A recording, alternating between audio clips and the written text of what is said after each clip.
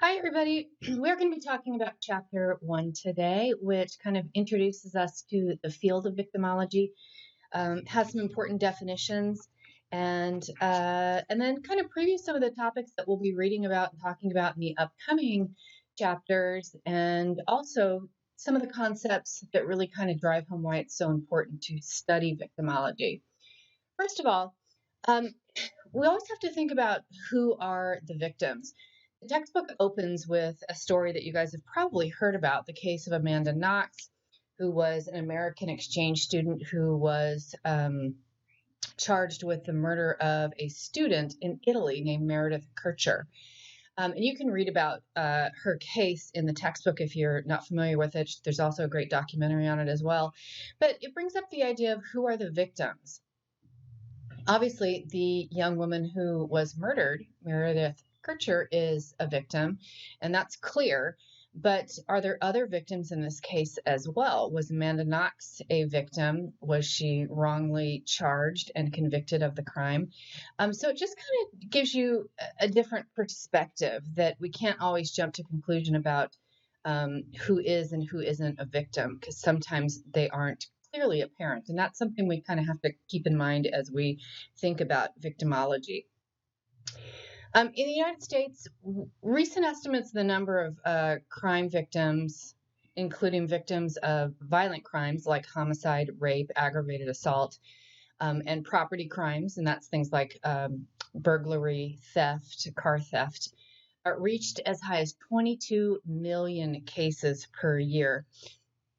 Now, crime trends have been falling since the 1990s, which is good news, but we still have a lot of people who are victimized each year. Um, when we think about the number of crimes that take place, we have to kind of think about how do we rehabilitate the offenders, because the vast majority of people that are in prison are going to be released one day. Unfortunately, here in the United States, rehabilitation programs really kind of fell out of favor starting about in the 1970s. We moved from a rehabilitative kind of perspective of the criminal justice system to one that is punitive. So we don't really have a lot of programs today in our prisons that are trying to rehabilitate offenders. And it does take a lot of money to do that, but also public perception of offenders is that they should be punished. What makes it very tricky when you're studying victimology, because we want to create prevention programs for both victims and offenders so that we can prevent violent crime. This particular slide is taken from your textbook, and it just shows the number of violent crimes, and in this case, between 2005 and 2015. So we can get an idea of how crime rates have been decreasing. Um, if you look at the overall violent crime, and by the way, this information is taken from the National Crime Victim Survey. The National Crime Victim Survey is considered to be probably a more accurate depiction of crime because it includes crimes that are not reported to the police. The Uniform Crime Report is the database that we use a lot in criminal justice and criminology, but it only includes crimes that are actually reported to the police. So crime victim surveys are thought to be more accurate because it includes crimes that are not reported to the police. So you can see the total violent crime has declined. Domestic violence has declined. But this, by the way, domestic violence is a highly underreported category of crime. When you look at rape and sexual assaults, you can actually see that they have increased.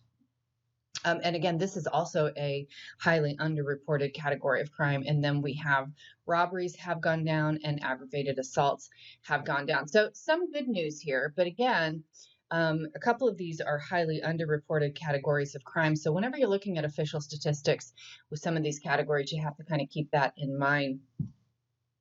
So a lot of you are studying criminology, and you're probably very familiar with what criminology is. Criminology is the scientific study of non-legal aspects of crime. We really look at crime from the perspective of the offender.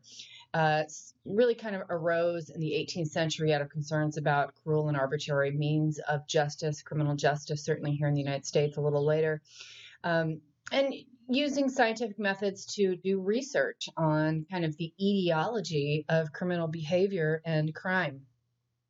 So criminologists rely on their own research, but also other fields like sociology, psychology, economics, and statistics to better understand the etiology of crime and criminal behavior, really focusing from the perspective of the offender. And you can see here it talks about Sutherland, who in 1973 suggested criminology is the development of general and verified principles and knowledge regarding the process of law, crime, and treatment. But again, that's from the perspective of the offender. Now, victimology, on the other hand, looks at all of these things from the perspective of the victim, but it includes the offender and society when we look at victimology. But it's kind of shifting our perspective a little bit. Became popular really in the 1940s and 1950s as a distinct and viable field of study based on the work of two researchers, Benjamin Mendelsohn and Hans von Hentig. They're both discussed and their work on page 5 of your textbook. For example, they had theories that homicides in Philadelphia were precipitated because the victim either provoked or perpetrated by unconscious desire to commit suicide. Some kind of, out there ideas. But the point is that they were kind of focusing on victimization by looking at crime from the perspective of the victim. Now that has changed a lot since the 1940s and 1950s. And here today, we've really kind of shifted our focus on the impact of the victim really in the last 15 or so years. We've seen laws change that allow victims to give impact statements in courts. We have lots of victim services, and these are all things that we'll look at as we go through the course, kind of, understanding the shift and why it's so important. So victimology is a social structural way of viewing crime, the law, and criminal, and the victim, all from the perspective of the victim. And the reason why it's important, even though crime rates are going down, we still have a lot of people that are victimized every year. So it's still super important to understand crime from the perspective of the victim. All right. So one of the things that makes really studying the criminal justice system, criminology, victimology challenging right now is the media. We have kind of an obsession in this country, and I include myself in that, on crime. We have television dramas, podcasts are incredibly popular right now, talking about victimization, criminals, forensic work. It kind of gives us a skewed perspective of how the criminal justice system works, how quickly it works. It gives us kind of a skewed idea about offenders and victims. So there are a lot of people that are arguing that kind of this media fascination with crime, it is turned crime into kind of a form of entertainment in this country. I think it also educates people. I think that we could argue that both ways. I think if you watch documentaries and you listen to some of the podcasts that are out there, it can actually educate you on the way that the criminal justice system works and some of the problems with the criminal justice system. So I don't think all the media attention is bad. Murdered children. This is something that the media has been fascinated with, especially some of the bigger cases. JonBenét Ramsey, you're probably familiar with that case. Caylee Anthony, the trial that her mom went through down in Florida. And those were just, huge cases in the media. And again, I think that this kind of cuts both ways. If we pay attention to these cases, it can kind of educate us about the way the criminal justice system works and how we treat victims and their families. But it can also, sensationalize some of these, really horrific crimes and again, kind of give us a skewed perception of how the criminal justice system works. When we look at things like the JonBenét Ramsey case or the Caylee Anthony case, we clearly understand that they are victims of crime. There are other types of victims of violent crime in the media that your textbook talks about. For example, the textbook talks about Dr. Tiller, who was a victim of crime based on his profession. If you read about Dr. Tiller, he was one of the few doctors who performed late-term abortions in Wichita, Kansas, and he was ultimately killed. And so people would argue, well, was he victimizing other people? Is he still a victim if he's killed? And yes, anybody that's killed is still a victim. But it kind of makes you expand your ideas about, again, who is a victim. We have victims of revenge, the case of Bruce Jeffrey Pardo, also in the textbook, victims of workplace violence. We could even add victims of school violence. There are a lot of different, the point is there are a lot of different types of victims and a lot of different perspectives in which you can look at who is being victimized and different environments in which people are victimized. But the point of talking about victims of violent crime in the media is that it is sensationalized a lot in this country. And again, I don't think that that's all bad.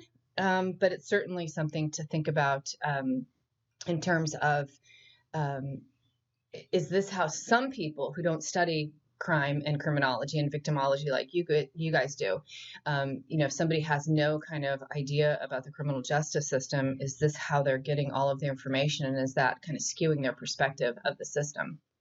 All right, so what we want to focus on, of course, is victims. The word victim is derived from the Latin victima and originally contained the concept of sacrifice.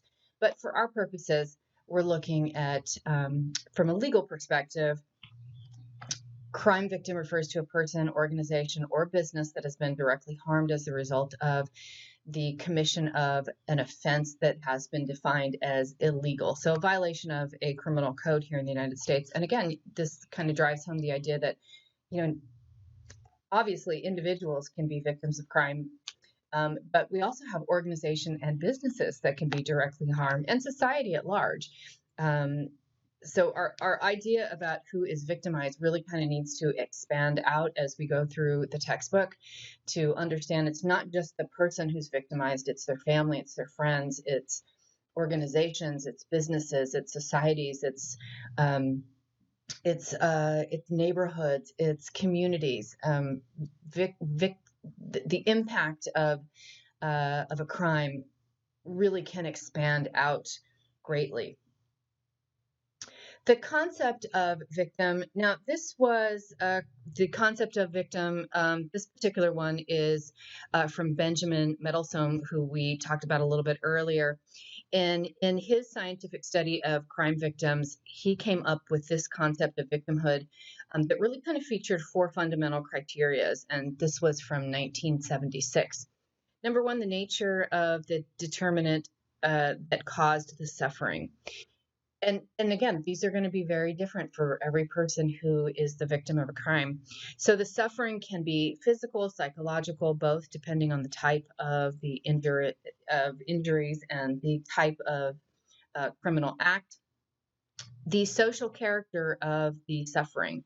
The suffering originates in the victim's and others' reactions to the event, and we all have very different perceptions and reactions to being victimized. I think that that's super important. We can't just assume that every victim of a particular type of crime is feeling the exact same thing, because that's not true. We all look at victimization through our own lens, our own experiences, our own childhood, our own biology. It's very subjective. The importance of the social factor, the social implications of the criminal act can have a greater impact, sometimes even more severe than physical or psychological impact. So again, looking at the social implications, not just the physical injuries, not just the psychological injuries, but again, as I was kind of referring to, that the impact of being victimized can often go far beyond just the actual victim and out to communities and to our society in large. The origin of the inferiority complex. The term inferiority complex suggests by Mendelssohn manifests itself as a feeling of submission that may be followed by a feeling of revolt. The victim generally attributes his or her own injury to the culpability of another person. So I think what he's really trying to say here is that victimization is subjective. It depends on a variety of factors, how somebody is going to view their victimization, how they're going to be impacted. It's going to be different for everybody, even if it's the exact same crime. Not everybody is going to react the exact same way. Contemporary terminology, the term victim now applies to a wide range of circumstances of human suffering and includes victims of deliberate self-harm, such as, of course, interpersonal violence. Historically, we would always see them as being victims, but now we're kind of expanding our ideas of who can be victimized, and anybody that self-harms would now be looked at as a victim. Those who have gone to war, accidents, financial scams, identity theft, being victimized by the criminal justice system. So we're not just looking at individuals who have clearly been victimized, but we're kind of looking at all kinds of other behaviors and circumstances that can cause harm to people. All right, victims of personal and property crime. And these are all, we're going to go through all of the different types of crime as we go through the textbook. But these are personal crimes as defined by the National Crime Victim Survey. These are considered, and these would be violent crimes. If you looked at the Uniform Crime Report, this would be the Violent Crime Index. These are crimes against people, and these are kind of historically the crimes that have caused individuals the most harm. And that includes a rape or sexual assault, robbery, aggravated or simple assault, and personal larceny. Homicide, we could also add into that as well. A violent crime includes rape or sexual assault, robbery, aggravated or simple assault characterized by the use of threat or force. And by the way, robbery involves personal contact or threat of force to get somebody's property. It's a little bit different than burglary or just regular theft. So these would be violent crimes because there is contact with a victim, direct contact, either using force, the threat of force, and we could also add homicide in here as well. Now, property crimes don't necessarily hurt a person physically, but they do cost people their psychological well-being,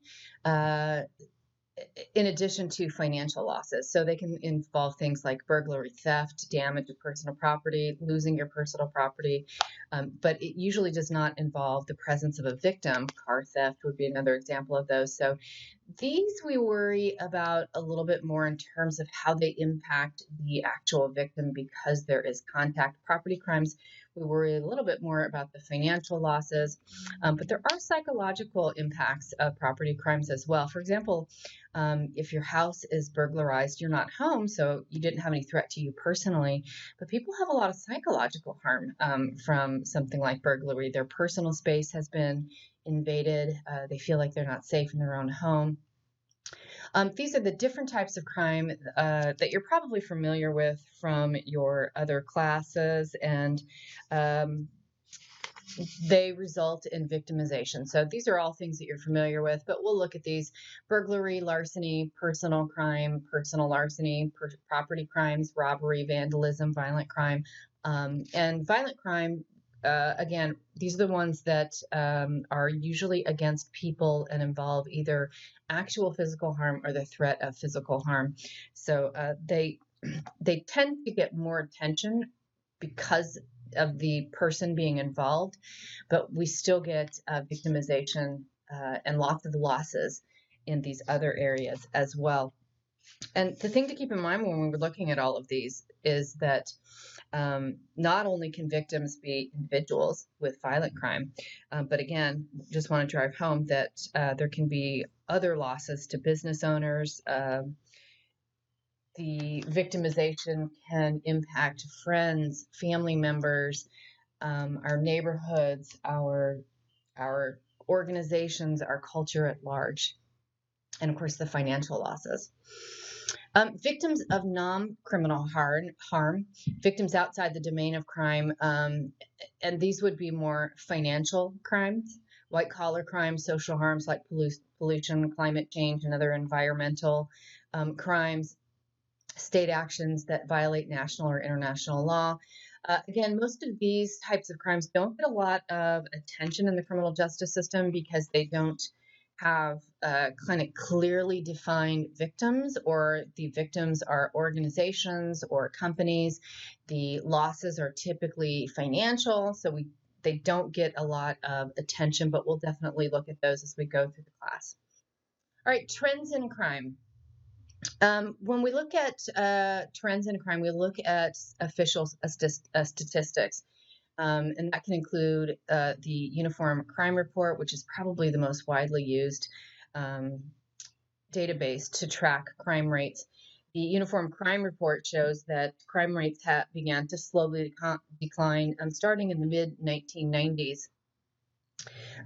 We also look at, as I mentioned earlier, national crime victim surveys like the NCBS. Between 1993 and 2015, they suggested that violent crime dropped from 79.8 to 18.6 per 1,000 people in the population. That's a pretty significant drop. So again, we have trends from most official statistics and crime victim surveys that suggest most categories of crime are going down. But again, we always want to keep in mind when we're thinking about official statistics that it doesn't include what we call the dark figure of crime, which is all the crimes that are never reported to the police. In 2015, the most common types of violent crime recorded by the National Crime Victim Survey were simple assault. 64% of all violent crimes were some type of assault, aggravated assault 16%, robbery 11%, and rape and sexual assault 9%. Homicide would also go into that category as well. Homicide would be a pretty small percentage as well. It is horrific, but it is a small percentage of all violent crime according to crime victim surveys and the Uniform Crime Report. This shows trends in crime by areas. Urban areas do have higher crime rates, and you can just see that here, and you can see how it's changed over time with violent crime and property crimes. But those who live in urban areas are more likely to experience crimes than in rural areas. And in terms of regions of the country, you can see the violent crime index based on regions of the country. Cost and consequences of crime. So this is definitely something that we will study as we go through the course. So there are a lot of different consequences of crime that we might not think about. Of course, we probably think about health-related injury costs when we talk about victims of violent crime who have been personally affected. The health-related cost will actually depend on the type of injury. So the type of crime and the number of injuries that a person received physically and psychologically, so the emotional toll also. Direct financial cost includes things like stolen or damaged property, loss of productivity in terms of loss of wages or salary. A lot of people miss work or can't work after they are victimized. Days lost from school, work, and other activities. And then the criminal justice cost. How much does it cost to prosecute a case? Intangible cost impact victims in a way that is difficult to measure, and arguably the most significant consequence of crime is the emotional toll that it can take and the psychological toll. It can impede healthy functioning, restrict daily activities. A lot of victims of crime suffer from things like post-traumatic stress disorder, depression, especially if they don't get psychological interventions. So it can include fear of being victimized again, psychological distress, anxiety disorders, decreased quality of life, suffering, stigma attached to being a victim. I mentioned the criminal justice costs in terms of law enforcement, of the DA's office, the court costs, victim service costs, cost, correctional facilities, that includes jails and prison. And certainly a lot of people feel like they are victimized twice, once by the actual crime and once by the criminal justice system. A lot of people don't report crimes, or they don't want to go through with the trial process because they feel as if they are being re-victimized. They have to relive it. So some estimates: the 1996 National Institute of Justice estimated the cost of victims for things like medical expenses and lost earnings was $105 billion per year, and an additional $450 billion in pain, suffering, and loss of quality in life. That doesn't even include the criminal justice cost. Other researchers, depending on the particular study, and you can read about these in your textbook, suggest that estimates for losses, including losses from all of the things that we just talked about, can be anywhere from $450 billion per year to $3.2 trillion per year. So really a lot, a big toll that crime takes on both individuals, and financial toll as well. All right, so if you have any questions about anything that we talked about in this chapter, let me know. Otherwise, please enjoy reading the chapter and have a great rest of the day.